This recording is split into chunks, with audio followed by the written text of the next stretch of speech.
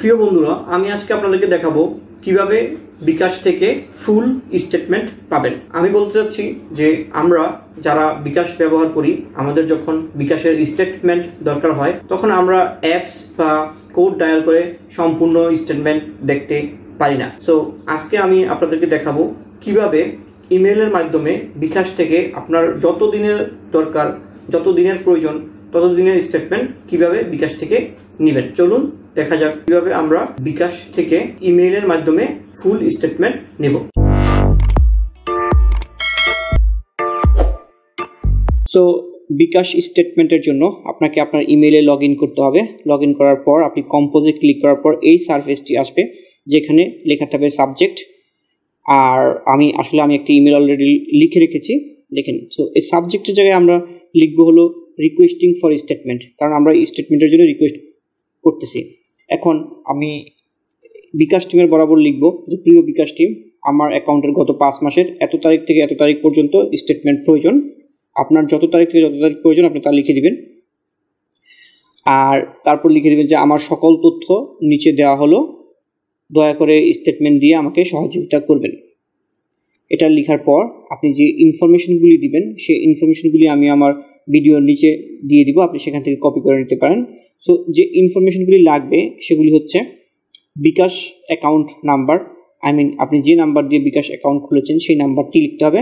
আপনার পরিচয়পত্র নাম্বার, আপনার এনআইডি কার্ডের যে নাম্বার সেই নাম্বারটি দিতে হবে, যে নাম্বারটি দিয়ে আপনি অ্যাকাউন্ট খুলেছেন।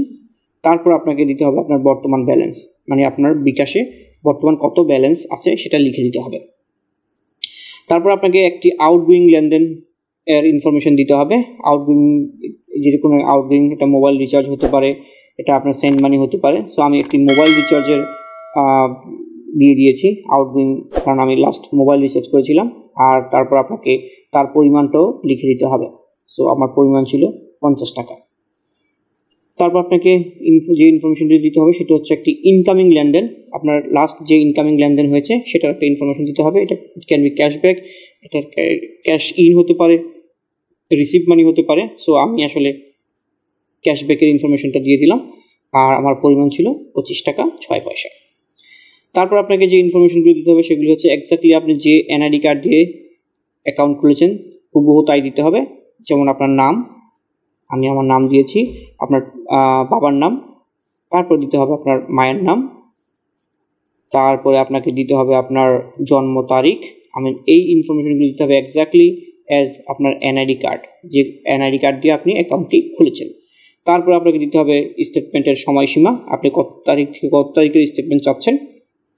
তারপর আপনাকে দিতে হবে যেভাবে আপনি স্টেটমেন্ট নিতে চান, আপনি কীভাবে স্টেটমেন্ট নিতে চান।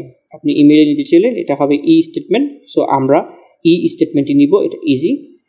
সো আপনি যেভাবে স্টেটমেন্ট নিতে চান এখানে লিখে দিবেন ই স্টেটমেন্ট। ওকে, এখন ই স্টেটমেন্ট সাধারণত আপনি ইমেলের মাধ্যমে পেয়ে যাবেন। সো এই ক্ষেত্রে আপনাকে আপনার ইমেল অ্যাড্রেসটি দিতে হবে। সো এখানে লিখতে হবে যে ইমেল ঠিকানায় স্টেটমেন্ট নিতে চান, এর সামনে আপনার ইমেল অ্যাড্রেসটি লিখে দিতে হবে। এটা লেখার পর আপনি আপনার ধন্যবাদ জানিয়ে আপনি আপনার ইমেল শেষ করবেন। শেষ করার পর এখন আমাদেরকে যে জিনিসটি লাগবে সেটা হচ্ছে আপনি কোন ইমেল অ্যাড্রেসে এই ইমেলটি পাঠাবেন। সো আমরা বিকাশের সাপোর্ট সেন্টারে এই ইমেলটি পাঠাবো। সো আমরা বিকাশের সাপোর্ট সেন্টারের ইমেলটি আমাদের দরকার। সো এর জন্য আমরা যাব বিকাশের কন্টাক্ট আস। এটা আপনি গুগলে বিকাশ কন্টাক্ট আস লিখলেই পেয়ে যাবেন, এরকম একটা পেজ পেয়ে যাবেন। তা পাওয়ার পর আপনি যে ইমেলটি পাবেন সেটা হচ্ছে support@bikash.com। আপনি চাইলে এটিও ম্যানুয়ালি লিখে নিতে পারেন। সো এটাকে কপি করে আমরা ওখানে টু এর জায়গায় পেস্ট করে দেব। সো support@bikash.com আমরা একটা ইমেল সেন্ড করে দেব। সো আমাদের ইমেলটি সেন্ড হয়ে গিয়েছে। এখন আমি আপনাকে সেন্ড আইটেমে গিয়ে দেখাবো।